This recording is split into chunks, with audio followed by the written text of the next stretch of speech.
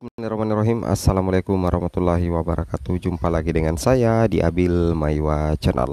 Jadi teman-teman, di sini kami ada informasi terbaru terkait dengan P3K 2024. Ini terkait dengan Dirjen GTK blak-blakan soal nasib guru honorer dan tendik. Wow, apakah ini menjadi kabar baik atau kabar buruk ya? Jadi tentunya ini terkait dengan nasib guru honorer, terutama yang berkode P seperti yang teman-teman ya. Ini di sini Dirjen GTK blak-blakan soal nasib guru honorer tentunya di P3K 2024. Tapi kalau menurut saya pribadi ya, itu tidak jauh berbeda ya dari apa yang kami sampaikan sebelumnya, bahwasanya untuk guru honorer di P3K Guru 2024 itu tidak bisa diakomodir seluruhnya dulu teman-teman ya. Kenapa tidak bisa diakomodir seluruhnya? Yaitu tadi karena permasalahannya itu terletak pada formasi ya. Formasi masih belum mencukupi kuota yang disediakan oleh Kemdikbudristek Bapak Ibu ya, sehingga untuk nasib guru honorer kode P dan juga P1 itu tidak semuanya bisa diangkat ya di P3K tahun ini. Oke, langsung saja kita lihat info dari Dirjen.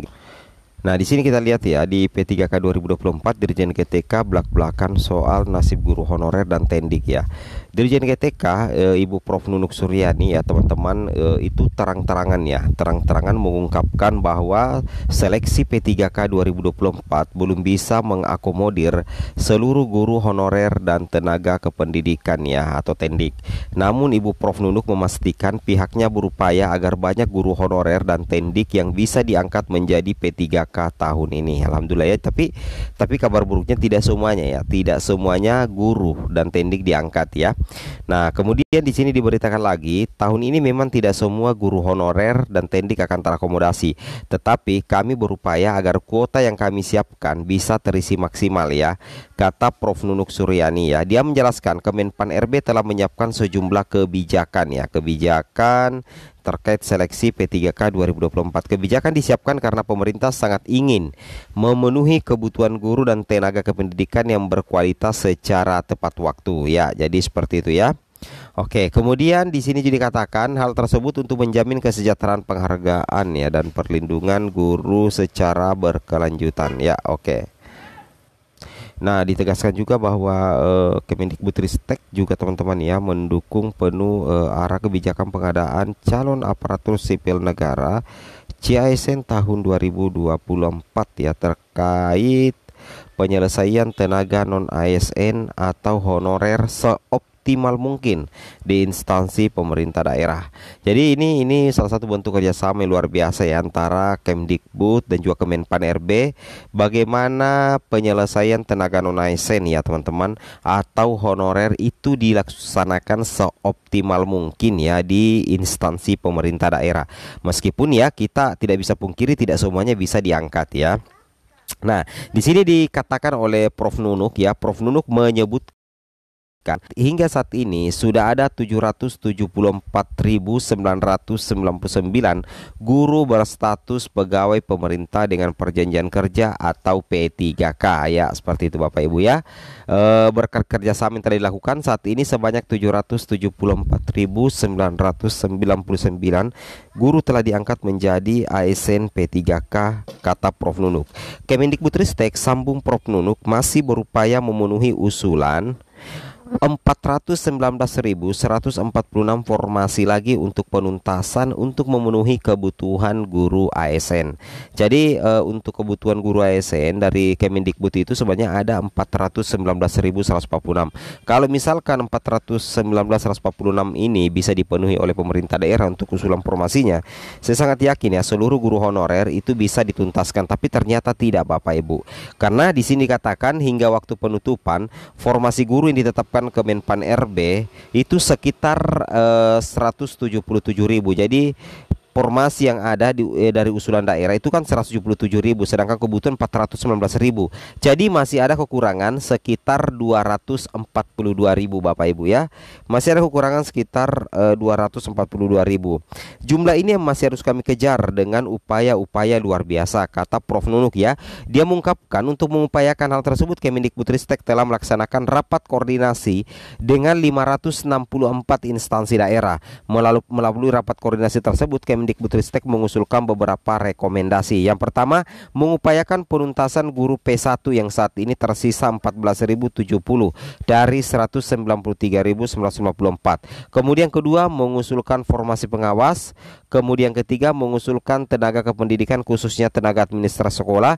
Yang keempat, memberikan pertimbangan tentang kebutuhan formasi daerah mengingat mekanisme pengusulan rincian jabatan fungsional daerah kini langsung dari pemerintah daerah ke BKN ya Bapak Ibu. Oke, lanjut lagi.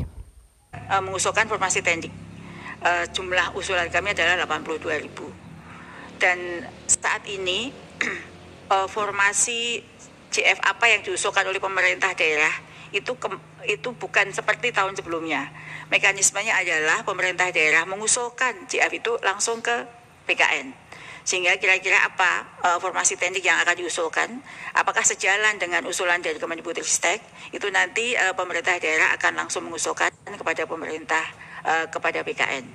Dan kami hanya memberikan pertimbangan-pertimbangan sebenarnya yang dibutuhkan di daerah saat ini apa saja JF-nya.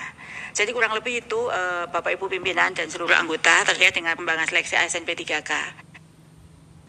Kaitan dengan isu hal ini. Dan menanggapi dengan berbagai hal yang produktif. Kami terus melakukan upaya agar 419.000 untuk memenuhi 1 juta guru itu bisa terpenuhi di tahun ini. Namun sampai dengan upaya yang kami lakukan, jadi kami mungkin sampaikan bahwa usulan formasi itu sudah ditutup oleh Menpan RB tanggal 31 Januari tahun 2024. Lalu karena kami melihat bahwa total usulan itu belum seperti yang kami harapkan, yaitu 419.000 dan 82.000 usulan untuk tenaga kependidikan, maka kami bersurat dan memohon kembali untuk bisa mengundang pemerintah daerah agar mengusulkan kembali formasinya. Yang sebenarnya ini adalah kewenangan dari Menpan RB untuk mengundang Pemda. Tapi karena kami sangat ingin ini maksimal, maka kami pun mengundang kembali. Dan kami melakukan rapat koordinasi mengundang 6 instansi daerah. Dan hasilnya tidak seperti yang kami harapkan. Jadi 2 region itu seluruh instansi daerah di Indonesia kami undang di Jakarta dan di Makassar. Hasilnya sampai dengan berakhir formasi itu ditutup.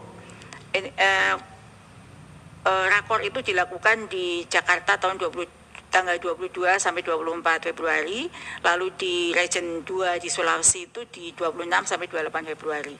Sampai ditutup formasi yang sampai di Menpan RB dan ditetapkan sudah itu sejumlah 170 ribuan. Jadi jumlah formasi yang sudah dikunci itu sampai terakhir itu adalah 170.000 formasi. Jadi kalau angka tepatnya 170.000